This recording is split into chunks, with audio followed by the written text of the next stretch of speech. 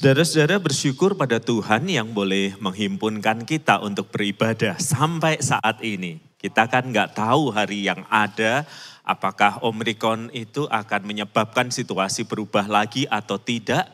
Tetapi sepanjang kita punya kesempatan untuk beribadah, mari kita lakukan dengan sepenuh hati. Apalagi di tempat yang bagus seperti ini. Selamat untuk New Life, untuk tempat yang baru, yang luar biasa ini. Di gereja tempat saya beribadah jarang ada yang tepuk tangan, saudara-saudara. Jadi kalau di sini Anda tepuk tangan boleh lebih keras dong.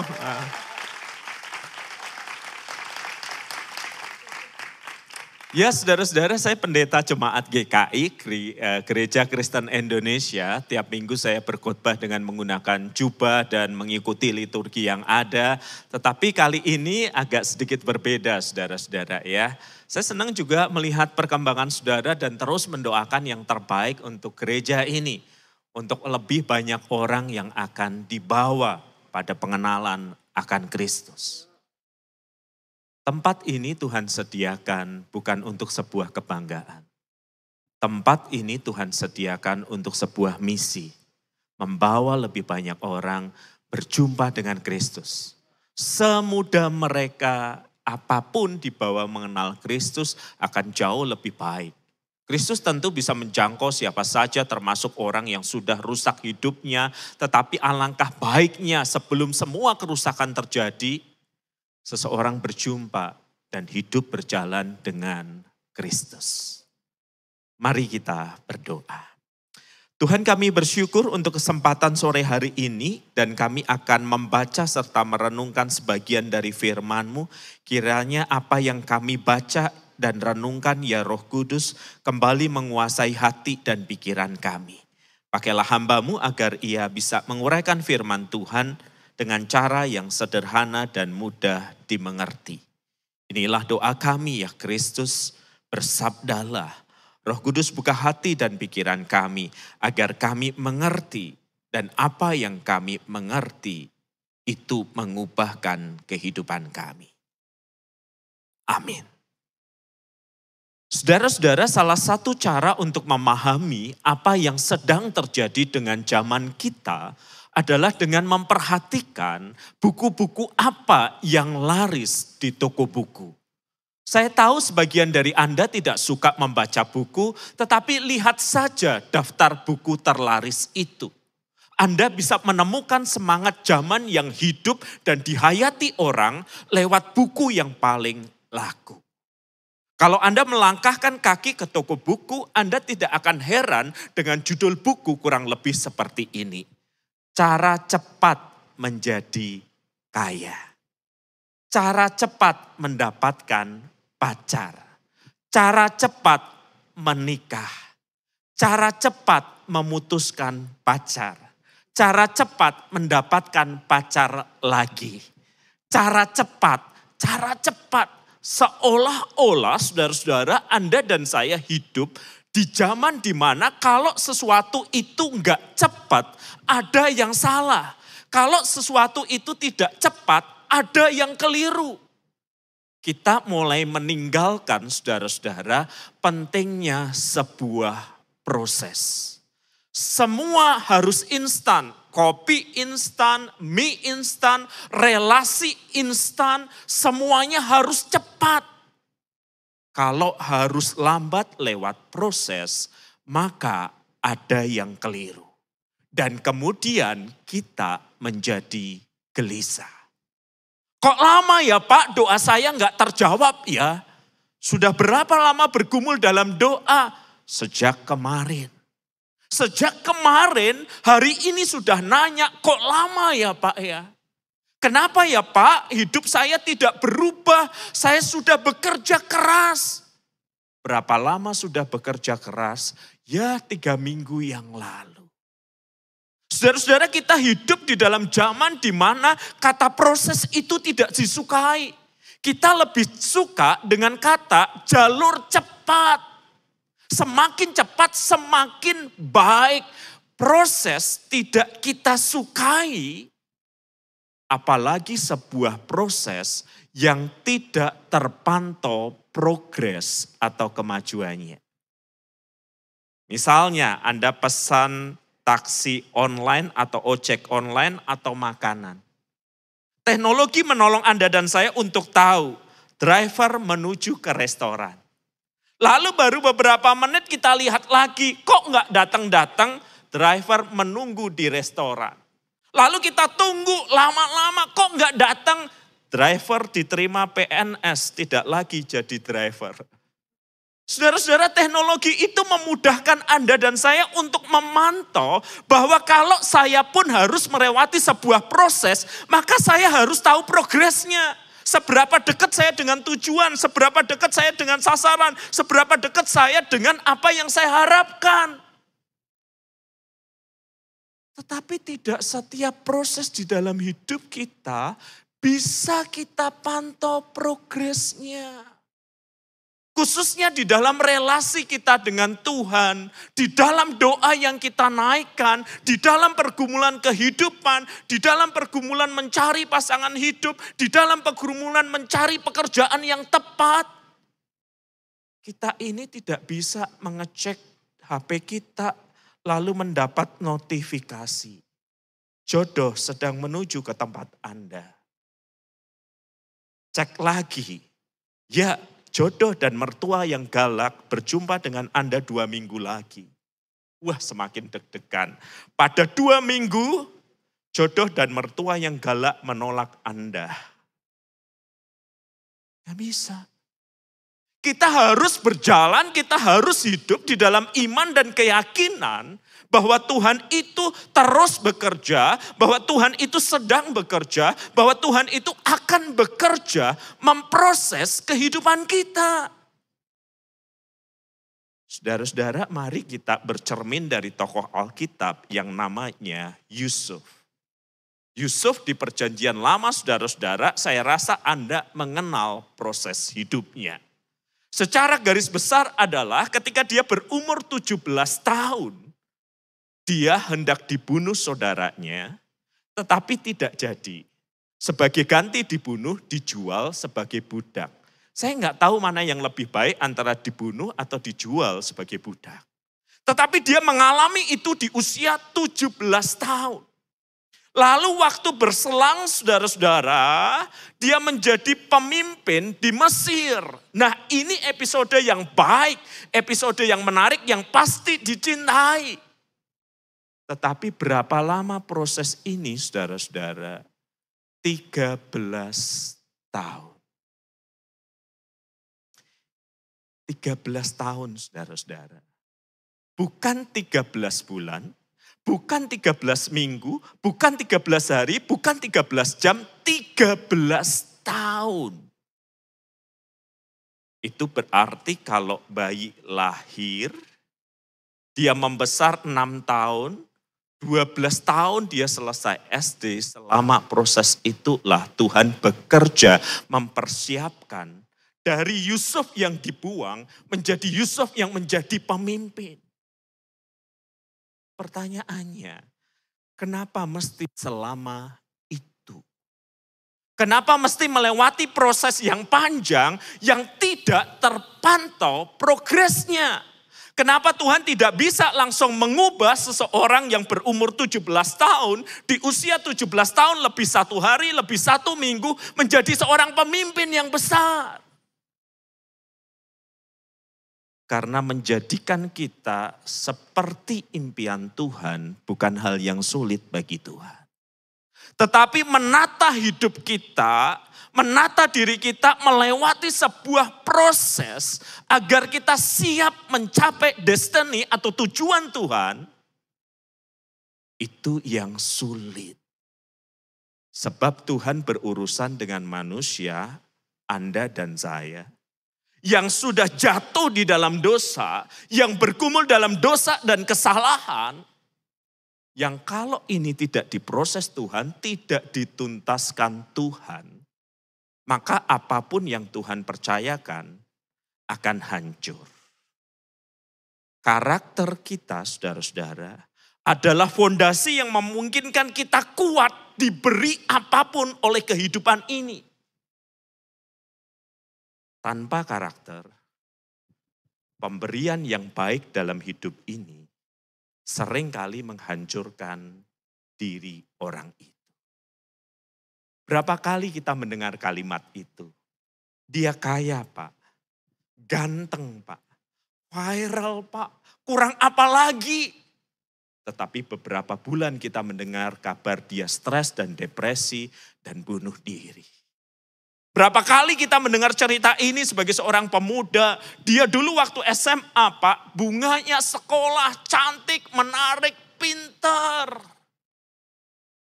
Tetapi ternyata dia salah jalan pergaulan. Hancur kehidupannya. Dan dia pun mengakhiri hidupnya. Semua pemberian yang baik dari kehidupan ini, saudara-saudara, mesti kita terima dengan karakter yang kuat dan kokoh. Tetapi karakter yang kuat dan kokoh itu tidak terjadi dalam satu malam, tidak terjadi dalam satu doa, tidak terjadi dalam satu ibadah, tetapi diproses Tuhan melalui perjalanan kehidupan. Dan belajar dari Yusuf, saudara-saudara, kita akan mempelajari 3 proses yang pasti akan dilewati umat Tuhan sebelum ia mencapai destiny atau tujuan Tuhan atas kehidupannya. Yang pertama-tama, saudara-saudara, Tuhan memproses Anda dan saya, Tuhan memproses kita melalui kelemahan, kekurangan, kesalahan menuju kebijaksanaan. Di umur 17 tahun Alkitab mencatat bahwa Yusuf itu mendapatkan mimpi. Kejadian 37 ayat 5 dan 6 mencatat pada suatu kali bermimpilah Yusuf, dalam mimpinya itu diceritakan kepada saudara-saudaranya, sebab itulah mereka benci kepadanya. Karena katanya kepada mereka, coba dengarkan yang kuimpikan ini. Anak umur 17 tahun bercerita tentang mimpi. Apa yang ia lihat dalam mimpinya? Kejadian 37 ayat 7 sampai 8. Tampak kita sedang di ladang mengikat berkas-berkas gandum. Lalu bangkitlah berkasku tegak berdiri. Kemudian datanglah berkas-berkas kamu sekalian mengelilingi dan sujud menyembah kepada berkasku itu. Lalu saudara-saudaranya berkata, apakah engkau ingin menjadi raja atas kami? Apakah engkau ingin berkuasa atas kami? Jadi makin bencilah mereka kepadanya karena mimpinya dan perkataannya itu. Yusuf adalah salah satu anak yang dilahirkan terakhir, anak emas dalam keluarga. Anda dan saya mungkin punya pengalaman seperti ini. Orang tua berkata, semua sama di mata papa mama, tetapi kita tetap merasa ada anak yang diistimewakan, kan? Yusuf seperti itu, dia menerima jubah yang lebih bagus, dia mendapatkan perlakuan yang lebih dari orang tuanya, dan sekarang dia punya mimpi yang berasal dari Tuhan, bahwa kelak saudara-saudaranya yang lebih tua akan menyembah dia, kelak orang tuanya juga akan meminta pertolongan pada dia, dan itu membuat saudara-saudaranya marah. Sebuah impian yang baik yang datang dari Tuhan, diterima oleh hati yang belum matang, yang masih ingin pamer, yang masih ingin memperlihatkan siapa dirinya. Siapa yang gak sebel, saudara-saudara, kalau orang datang dengan impian yang besar dan luar biasa. Sementara sahabat dan saudara-saudaranya tidak punya impian sehebat itu. Siapa yang gak kesel kalau datang kepada Anda dan berkata, bro sis, aku punya mimpi sekolah di Amerika sampai PhD. Kasihan deh kalian yang SD aja gak lulus. Impiannya besar, sesuatu yang berasal dari Tuhan. Tetapi di tangan orang muda, dia tidak bijaksana. Dia memegahkan diri atas impian itu. Dan Tuhan memprosesnya. Sampai suatu kali dia menjadi penguasa Mesir. 13 tahun kemudian.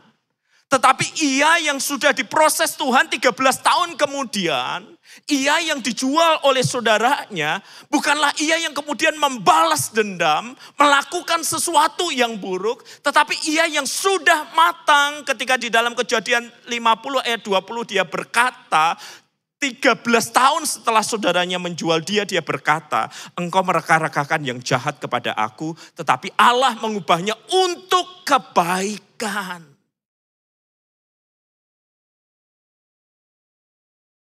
Ada satu hal yang terus ingin Tuhan proses di dalam kehidupan kita, saudara-saudara. Bagi kita, bagi orang-orang muda seperti Anda, keberhasilan adalah hal yang terpenting, bukan? Populer, terkenal, berhasil, kaya. Semua berlarian ke arah itu. Tetapi bagi Tuhan, yang terpenting adalah memproses karakter kita seturut dengan kehendak. Dan kita generasi yang modern ini sangat tidak suka dengan kata proses. Kalau bisa cepat Pak, ngapain diperlama? Kalau bisa cepat Pak, ngapain harus 1 tahun lebih pacaran? Kalau bisa cepat Pak, ngapain harus lama jadi kaya? Dan ketika kita tidak tahan dengan proses, kita mungkin mendapatkan apa yang kita inginkan. Kita mungkin mendapatkan apa yang kita cari. Tetapi tanpa kekuatan karakter, apa yang diberikan kehidupan itu menghancurkan diri kita. Saya berjumpa dengannya ketika dia sudah diubahkan Tuhan. Penyanyi, suaranya bagus. Nggak kalah bagus sama Pastor Irwan. Tatoan, gondrong, mirip preman tahun 80-an. Serem-serem tatonya. Besi, pistol, pisau. Anda kan nggak pernah lihat tato buah-buahan kan? Cherry, strawberry, tomat gitu. Serem, tetapi hatinya telah diubah Kristus. Dan begitu hatinya diubah Kristus, banyak hamba Tuhan meramalkan, menubuatkan bahwa dia akan dipakai Tuhan dalam bidang pujian penyembahan yang luar biasa. Saya pun juga meyakini dan punya harapan itu. Talented, luar biasa, pernah juara lomba tertentu. Tetapi saya yakin saudara nggak pernah mendengarkan namanya, walaupun saya menyebutkan namanya. Kenapa? Karena dia tidak pernah sampai dalam destiny Tuhan untuk kehidupannya. Ketika di suatu pagi, jam 6 pagi, waktu itu udah ada telepon genggam, yang sekali Anda colok sampai Tuhan datang kembali, baterainya nggak habis. Yang kalau HP itu jatuh, Anda khawatir, lantainya rusak nggak ya? Anda nggak khawatir HP. Jam 6 pagi sebagai seorang mentor saya telepon. Dan yang mengangkat telepon itu, dia sudah ada di ibu kota waktu itu adalah seorang perempuan. Bapak nyari siapa? Saya sebutkan nama si Mas. Oh, lagi tidur. Lalu saya kepo sebagai pendeta. Kamu siapa? Karena dia belum menikah. Dan ada perempuan di tempat dia tinggal mengangkat teleponnya jam 6 pagi. Menurut Anda dia siapa? Cleaning service. Saya pacarnya. Dek, hati saya hancur. Gak mungkin semalam mereka doa syafaat, bukan? Gak bisa. Orang muda nginep semalam, gak mungkin mereka doa syafaat. Mereka pasti sudah melakukan yang bukan-bukan. Dan karena saya pendeta kepo, saya tanya, kok jam 6 sudah di situ? Kok si Mas belum bangun? Ya Pak, dia lelah. Bapak tahulah kami ngapain. Saya tahu mereka belajar kimia bersama-sama. Hati saya hancur. Dan benar, sejak itu namanya makin tenggelam. Saudara, Tuhan itu pengen mempercayakan banyak hal di dalam hidup. Tapi Tuhan juga tahu yang diberi kepercayaan ini punya karakter yang terbentuk enggak. Kalau yang diberi kepercayaan ini karakternya belum terbentuk, maka hadiah yang baik dari kehidupan itu justru akan menghancurkan hidup ini. Perlu 13 tahun bagi seorang Yusuf yang diberi impian Tuhan besar. Untuk belajar dari kesalahannya, untuk belajar dari kesombongannya, untuk belajar dari kenaifannya. Dan kemudian berkata, kamu mereka-rekakan yang jahat, tetapi Tuhan mengubahnya untuk kebaikan. Ini bukan lagi berkata, aku, mimpiku, kuasaku, hartaku, posisiku. Tetapi 13 tahun setelah itu dia berkata, Tuhanku mengubah yang buruk menjadi yang baik.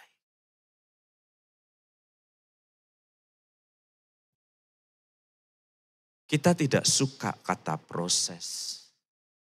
Tetapi karena kita jatuh dan berbuat salah dan dosa, maka Tuhan akan memproses kita dari kelemahan, kekurangan, menuju sebuah kebijaksanaan. Yang kedua, saudara-saudara, Tuhan memproses hidup kita dari godaan menuju kemenangan. Bayangkan Anda menjadi Yusuf umur 17 tahun. Yusuf yang hidup di era modern dan Anda pegang gadget, pegang smartphone. Ya, Anda punya itu dan Anda juga aktif di media sosial. Bayangkan diri Anda jadi Yusuf yang seperti itu. Ketika Anda dilempar ke sumur oleh saudara-saudara Anda, HP Anda masih Anda pegang di tangan, Anda update status. Brosis dilempar ke dalam sumur, bikin konten. Bilangnya saudara bikin konten tapi dilempar dalam sumur. Nah kan saya dinaikkan lagi kan. Betul kan dia dilempar ke dalam sumur. Terus kemudian dinaikkan tetapi dijual sebagai budak. Bayangkan dengan tangan terikat dia masih pegang HP-nya. Kalau terjadi zaman sekarang lalu dia berkata nasib jadi budak. Jadi budak pada waktu itu berarti kehilangan kebebasan. Jadi budak waktu itu kehilangan kemerdekaan. Jadi budak waktu itu tidak berhak menentukan nasibnya sendiri. Tetapi Alkitab mencatat dalam Kejadian 39 ayat 7 sampai 8, selang beberapa waktu istri tuanya memandang Yusuf dengan birahi, seorang perempuan, istri dari Potifar, istri pejabat pasti cantik dan menarik dan berkata kepadanya, marilah tidur dengan aku. Tetapi Yusuf menolak dan berkata kepada istri tuannya itu. Jadi ditolak tawaran itu. Bayangkan umur 17 tahun dengan luka akibat penolakan, dengan gejolak hawa nafsu seksual yang bergumul di dalam dirinya, ini diajak tidur oleh tante-tante yang pasti masih menarik. Tidakkah Yusuf bisa berpikir gini, kalau aku jadi budak, aku akan jadi budak seumur hidup. Mana lebih enak, jadi budak seumur hidup atau jadi simpenan tante-tante seumur hidup? Mana lebih enak, jadi budak, jadi pembantu atau dapat sugar mami? Istilah zaman now-nya. Pilihan logis di mana saudara-saudara? Pilihan logis sebagai orang yang 17 tahun terlukai, tersakiti, jadi budak. Lebih baik aku dapat sugar mami kan istilah sekarang. Tetapi Alkitab mengatakan tidak, Yusuf menolak. Kejadian 3:19 ayat yang ke-10, walaupun dari hari ke hari perempuan itu membujuk Yusuf. Saya yakin bujukannya bukan hanya perkataan tetapi dari penampilan kan. Jangan dibayangin lebih lanjut, terlalu serem. Yusuf tidak mendengarkan bujukannya itu untuk tidur di sisinya dan bersetubuh dengan dia. Ini kualitas karakter yang sudah mulai terbentuk baik. Seperti uang 100-an ribu saudara-saudara. Dia di mimbar, dia tetap 100 ribu. Dia ada di bawah mimbar, dia tetap 100 ribu. Dia jatuh ke tempat sampah, Anda dan saya tetap rebutan untuk mendapatkannya. Orang yang kualitasnya mulai terbangun, di dalam kondisi yang paling sulit pun, dia tetap bernilai. Sehingga dia berkata, aku tidak mungkin melakukan kejahatan yang besar ini dan berbuat dosa terhadap Allah.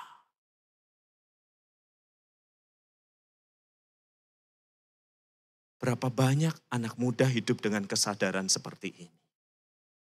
Kalau saya pakai istilah Latin, coram deo atau coram de. Hidup di dalam kesadaran bahwa Tuhan itu melihat perbuatanku. Bahwa tidak ada yang melihat aku dengan HP-ku, tidak ada yang melihat aku dengan notebookku, tidak ada yang melihat aku sendiri dengan pacarku di kamarku, tetapi Tuhan melihat aku. Dan hidup ini harus dipertanggungjawabkan di hadapan Tuhan. Maka Alkitab mengatakan Yusuf itu lari. Lari itu benar, tapi mendekat atau menjauh? Seorang anak pemuda ketika saya khotbah ini langsung dia berkata, saya setuju dengan Yusuf, Pak. Kalau di posisinya pun saya akan lari, mendekat tapi. Untuk lari menjauh, butuh orang yang sadar bahwa hidupnya dilihat oleh Tuhan. Lebih dari luka hatinya, lebih dari hawa nafsunya. Dia takut pada Tuhan yang melihatnya. Padahal godaannya berat ya saudara-saudara ya. Godaan itu menjadi menarik karena godaan itu selalu mengetuk satu pintu dalam kehidupan kita. Namanya pintu kebutuhan. Ketika Tuhan Yesus berpuasa 40 hari, 40 malam, dia lapar. Godaan pertama bukan mendapatkan seluruh dunia. Godaan pertama adalah mengubah batu menjadi roti. Tuhan Yesus bisa melakukannya, bisa godaan itu menyentuh kebutuhannya. Setelah puasa kan lapar. Nah kalau kamu lapar, ubahlah batu menjadi roti. Tuhan Yesus bisa, jangankan batu jadi roti, iblis jadi roti juga bisa. Saingan rawon setan di Surabaya. Roti setan diubah jadi batu. Karena itu, waspada dengan kebutuhanmu. Karena godaan dosa mengetuk pintu kebutuhan itu. Kalau kamu bergumul dengan seksualitasmu, diketuknya di pintu itu. Kalau kamu bergumul dengan keuanganmu, diketuknya di situ. Ayo ini ada cara mendapatkan uang tetapi tidak halal, mau enggak? Kalau kamu bergumul dengan penolakan, akan ada godaan yang bisa memberikan kamu penerimaan. Tapi kamu kehilangan kemurnian hidupmu. Jangan sampai mengatakan, ya ampun Pak, dia digodain gitu aja jatuh. Kalau saya, ya mungkin karena kamu tidak butuh uang. Kamu butuh kehangatan kasih dan jatuhnya di situ. Ingat kejatuhanmu ke dalam dosa. Godaan itu mengetuk pintu kebutuhanmu kan. Dan kita menerima tawaran itu. Dan kemudian jatuh. Jika kita menyerah pada godaan dosa, kita mungkin dapatkan apa yang kita mau. Hawa nafsu mungkin terpuaskan. Keinginan mendapatkan uang terpenuhi. Tetapi satu hal yang utama yang hilang adalah perkenanan ilahi atas hidup kita. Karena sejenak setelah kita membuka pintu terhadap godaan dosa, menikmati yang kita nikmati, Anda dan saya dibelenggu rasa bersalah. Seandainya Yusuf mengambil apa yang ditawarkan dunia kepadanya, dia berhenti menjadi simpanan Potifar, istri Potifar. Paling-paling dia di-upgrade. Kalau Potifar mati, dia jadi suami muda istri Potifar. Tetapi dia tidak akan mencapai tujuan Allah dalam hidupnya. Dan iblis tahu Tuhan mempersiapkan yang terbaik bagi kehidupanmu di masa depan. Tetapi kalau engkau mengambil apa yang ditawarkan dunia saat ini, engkau akan kehilangan destiny Tuhan dalam hidupmu. Terlalu mahal harganya. Karena itu berpikirlah panjang sebelum membuka pintu terhadap godaan dosa. Saudara, seorang teman mengisahkan kisah ini di dalam khotbahnya. Konon katanya ada seorang anak yang, mohon maaf untuk kata ini, bodoh banget. Dan seseorang memberikan kepada anak ini uang 5.000 dan uang 20.000. Ambil satu nak. Dan anak yang dikatakan mohon maaf bodoh banget ini mengambil yang 5.000. Sang pemberi ketawa lalu berbisik kepada temannya, 20.000 sama 5.000. Diambil yang 5.000. Bodoh ya.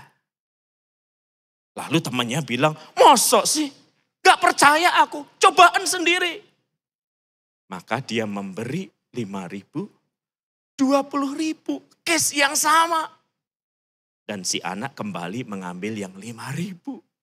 Dia ketawa lalu berkata, bodoh anak ini, bodoh banget. Lalu dia cerita sama temannya, ada anak yang mohon maaf ya, bodoh banget, kamu tes coba 5.000, 20.000, dia ambil mana? Dari pengalamanku dia ambil 5.000. Lalu temannya berkata, enggak lah kali ini tak tes 20.000 sama 100.000. Anaknya disuruh milih 20.000 atau 100.000. Si anak ngambil 20.000, mereka cekikian, bodoh banget. 20 sama 100 kok diambil 20. Lalu dia cerita lagi sama temannya, aku ketemu anak yang mohon maaf, bodoh banget. Kamu tes deh, 5.000 sama 20 diambil 5.000. 20 dia sama 100, diambil 20.000. Lalu temannya bilang gini, aku mau coba deh kali ini 50 sama 100 deh. Diambil yang mana? Lalu anaknya dibawa dan dengan percaya diri dan cepat anaknya mengambil yang 50.000. Temannya cekikian lalu berkata, bener kan? Bodoh kan? Lalu dia cerita lagi sama temannya, mungkin kurang menggoda, gimana kalau 1 juta dan 500.000? Coba deh 1 juta dan 500.000, diambil yang mana? Dengan tenang anaknya mengambil yang 500.000. Wah, bodoh benar. Menurut Anda siapa yang sebenarnya bodoh? Siapa yang sebenarnya bodoh? Orang yang dipandang gak bisa milih. Tetapi dia berpikir panjang. Kamu mau mempermainkan aku, kamu mau ngetawain aku, tak ambilin 5.000, 20.000, 500.000 dan selanjutnya kan. Kalau pertama kali aku berpikir pendek, tak ambil yang 20.000, aku akan kehilangan yang lebih banyak. Ketika Anda menolak godaan dosa, dunia di sekeliling Anda gak akan bertepuk tangan. Tetapi kita tahu kita mempertahankan hidup yang bersih untuk sesuatu hal yang lebih besar, lebih indah, lebih mulia. Destiny Tuhan untuk kehidupan kita, tujuan Tuhan untuk kehidupan kita. Tetapi saya juga mau jujur, ketika Yusuf menolak godaan itu, dunia tidak memberikan aplaus. Alkitab mencatat bahwa istri Potifar kemudian memfitnahnya sehingga dia turun kelas. Dari budak enggak jadi dapat sugar mami, dari budak jadi narapidana. Dan ini yang ketiga yang kita pelajari. Tuhan memproses kita dari titik terendah menuju rancangannya. Mari kita lihat 3 etapa kehidupan Yusuf ini, saudara-saudara. Ketika dia menjadi anak dan Tuhan memberi dia impian besar, saya berdiri di sini, jarak kepada tujuan Tuhan, destiny Tuhan untuk Yusuf itu jauh banget kan. Hitung aja berapa langkah, 1, 2, 3, 4, 5, 6, 7, anggap aja gitu ya. 7. Waktu dia menjadi budak, hidupnya turun dari mata manusia. Seberapa jauh dia dari destiny Tuhan atas kehidupannya.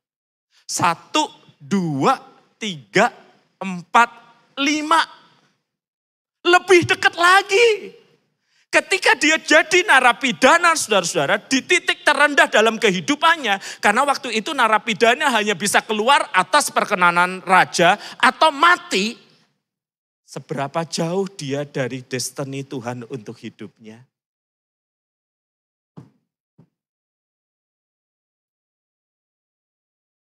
paling dekat dia pada destiny Tuhan. Ketika dia berada dalam titik terendah kehidupannya di mata manusia. Jalan Tuhan memang beda dengan jalan politik. Pak Jokowi, wali kota Solo, masih ingat kan? Lalu naik gubernur daerah khusus ibu kota Jakarta. Lalu naik Presiden Republik Indonesia. Jalan manusia naiknya jelas, progresnya jelas. Ketika beliau nyampe Jakarta, orang sudah bisa memprediksi selangkah lagi. Tetapi lihat hidup Yusuf. Ketika dia berada di dalam titik terendah di dalam kehidupannya, hanya dalam semalam dari narapidana menjadi penguasa ketika ia berhasil menafsirkan mimpi sang raja. Setelah ia menafsirkan mimpi juru minuman, juru makanan, dilupakan juru minuman 2 tahun, kemudian raja bermimpi dan Yusuf bisa menafsirkannya dalam sehari, hidupnya berubah. Titik terendah dalam kehidupan kita, saudara-saudara. Yang biasa kita tangisi. Yang biasa kita bertanya, mengapa ini terjadi? Yang biasa membuat kita frustasi dan kehilangan semangat. Bisa terjadi adalah titik terdekat kita dengan tujuan Tuhan untuk hidup kita.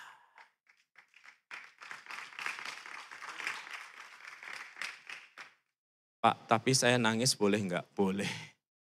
Cakar-cakar dinding? Boleh. Ngomong sendiri, ngomel-ngomel? Boleh, asal jangan di jalan raya. Nanti ditangkap tamtip kalau di jalan raya. Tapi selalu ingat ini.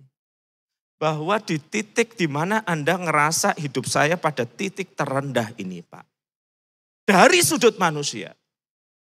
Bisa jadi Anda berada pada titik terdekat pada tujuan atau destiny Tuhan. Jangan mengakhiri hidupmu ya. Jangan mengakhiri perjuangan dan langkahmu ya. Jangan mengambil langkah dan berkata semuanya sudah hancur berantakan Pak. Semua tidak seperti harapan. Sebaiknya saya akhiri hidup gimana. Jangan. Titik terendah itu bisa jadi adalah titik di mana Tuhan memproses kamu untuk mencapai apa yang menjadi maksud dan tujuan Tuhan untuk hidup. Saya sedang melangkahkan kaki sebelum pandemi menuju gate tempat saya akan terbang untuk pelayanan. Lewati lounge karena Anda tahu KTP nggak laku di situ apalagi kartu BPJS. Nggak laku untuk masuk lounge kan. Kalaupun mau Anda harus bayar, saya sayang uang saya. Dan mas saya lewat aja sambil ngelirik sebentar. Tiba-tiba ada yang memanggil saya, Pak WP, masuk Pak, masuk. Saya melihat saya nggak kenal orang itu. Saya bingung bagaimana menolaknya, saya tidak punya cukup kartu untuk akses ke situ. Lalu si ibu membuka dompetnya, masuk Pak, plek, plek, plek, plek. Kartu kredit yang sakti itu. Kartu saya masih banyak Pak. Semangat saya masuk. Bapak nggak kenal saya tapi saya tahu Bapak kok. Nanti saya mau cerita, nanti mau sharing ya Pak. Kita ambil makanan dulu yuk, di pojok yuk. Maka di pojok dengan makanan di tangan saya bilang, Bu, Ibu pengen cerita apa? Ini suami saya Pak. Wah, kalau ibu-ibu, kalau perempuan sudah menunjuk yang laki dan berkata, ini suami saya Pak, ini pacar saya Pak. Selanjutnya bukan pujian. Pasti, saya sudah hafal. Ini suami saya Pak, kalau enggak saya ingatkan sudah bunuh diri, sudah mati dia. Si bapak tenang-tenang noleh. Hah? Loh ya toh waktu itu kan kamu sudah mau bunuh diri kan. Ojo lupa ya. Masa mau bunuh diri lupa. Lalu saya tanya si bapak berhasil gak Pak bunuh diri? Si ibu ketawa, ya enggak toh Pak kalau berhasil enggak di sini. Nah kemudian si bapak lalu cerita. Gini loh Pak WP, saya kan berkarir di sebuah perusahaan tertentu. Ketika kami berempat, kurang lebih ada direkturnya, harus tanda tangan untuk sebuah proyek. Hati nurani saya nggak tenang. Ini nggak bagus, ini nggak masuk akal. Ini bisa ketangkep polisi kalau ditandatangani, ini menyalahi hukum, saya nggak mau. Tetapi ketika saya bilang nggak mau, kurang lebih seminggu kemudian saya digantikan. Saya dilempar ke pelosok Indonesia Pak, yang saking pelosoknya sinyal pun harus ada karena kehendak Tuhan. Kalau Anda punya HP Pak di sana, Anda harus beli sinyalnya sekalian. Saya putus asa, saya merasa saya sudah ikut Tuhan benar kok jadi malah di sini ya. Teman-teman saya berkata, mohon maaf bodoh. Dapat tawaran baik kok ditolak. Sekarang kamu mati di kotak. Seumur hidup kamu akan di situ. Saya stres. Saya depresi. Anak-anak tetap tinggal di ibu kota. Saya dan istri yang meratapi nasib. Dan saya sempat bilang sama istri saya, aku wis gak kuat. Aku mau bunuh diri. Di sana gak ada bangunan tinggi bisa naik kelapa terus kemudian loncat ke bawah kan bisa. Ada aliran sungai lalu menjebluskan diri kan bisa. Lalu istri saya yang berkata ini, sabar, sabar. Orang yang menabur dengan mencucurkan air mata akan menuai dengan sorak-sorai. Tapi saya gak kuat. Ya sama istri terus didamping. 4 tahun kemudian. 4 tahun itu lama ya saudara-saudara, Anda masuk SMA, selesai SMA, masuk perguruan tinggi. 4 tahun kemudian, dia mendengar kabar bahwa 3 temannya yang tanda tangan, ketangkep dan masuk penjara. Lalu istrinya berkata, selamat awakmu. Ya tapi selamat, tapi di daerah Pak, masuk kota. Karir gak mungkin kembali ke Jakarta. Tahun kelima, sang bapak cerita. Dia kembali dipanggil ke Jakarta karena ada kekosongan kepemimpinan dan diberi jabatan direktur utama. Kami butuh orang jujur, siapa lagi selain Anda. Ketika sang suami cerita, istrinya bilang, kalau enggak ada saya, dah mati dia Pak. Di balik pria yang berhasil ada wanita yang takut akan Tuhan. Suaminya cengar-cengir lalu berkata, iya Pak kalau sama istri saya selalu salah Pak. Well, woman is always right, dan man is always wrong. Anda lihat saudara-saudara. Ketika seseorang bersedia diproses oleh Tuhan, ketika seseorang menolak apa yang ditawarkan dunia, dunia tidak mengaplaus dia dengan tepuk tangan, dunia tidak menghargai dia, dunia berkata mati kamu, masuk kotak, titik terendah dalam hidupmu, kamu mau apa lagi? Tetapi titik terendahnya manusia, seringkali adalah titik terdekatnya seseorang pada kehendak Tuhan dalam hidupnya.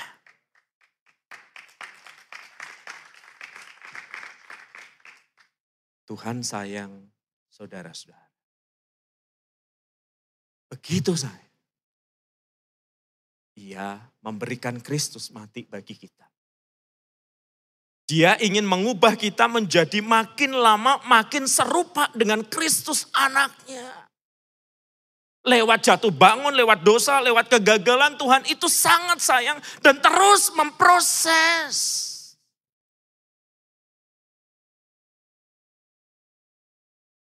Jangan hentikan proses itu dengan mengakhiri hidupmu. Seburuk apapun kondisimu. Karena bagi Tuhan untuk mengubah hidupmu, menjadi masuk dalam impian Tuhan untuk hidupmu, semudah saya membalik telapak tangan saya. Yang butuh waktu adalah memproses manusia seperti Anda dan saya. Yang bergumul dengan dosa, yang bergumul dengan kesalahan, yang bergumul dengan kekerasan hati. Karena itu biarkan Tuhan terus memproses hidup kita. Sampai suatu sekali kita mengalami kebenaran firman ini. Orang yang menabur dengan mencucurkan air mata, suatu kali akan menuai dengan sorak-sorai.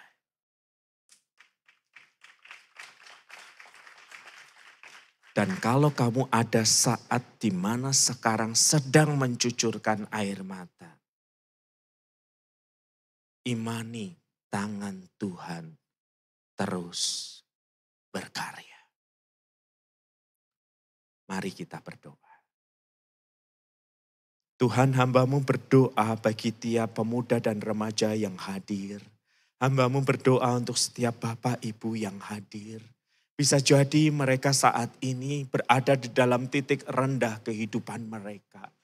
Mereka lelah dan merasa kalah, mereka putus asa. Sebagian mereka justru bertanya, aku mengikut Tuhan, aku melayani Tuhan. Kok sampai jadi serba susah begini hidupku? Saudara-saudara, bertahanlah dalam penuh iman dan kesabaran. Tuhan sedang memproses kehidupanmu.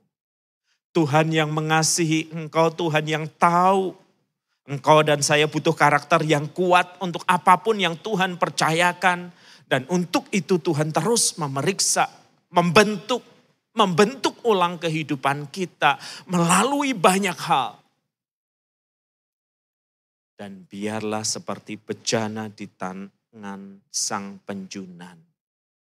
Demikian hidup kita di tangan Tuhan.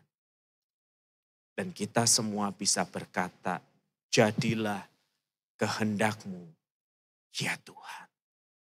Sebab kehendak-Mu lah yang terbaik. Melewati lembah dan cucuran air mata, hatiku percaya Engkau bekerja untuk mendatangkan kebaikan. Amin.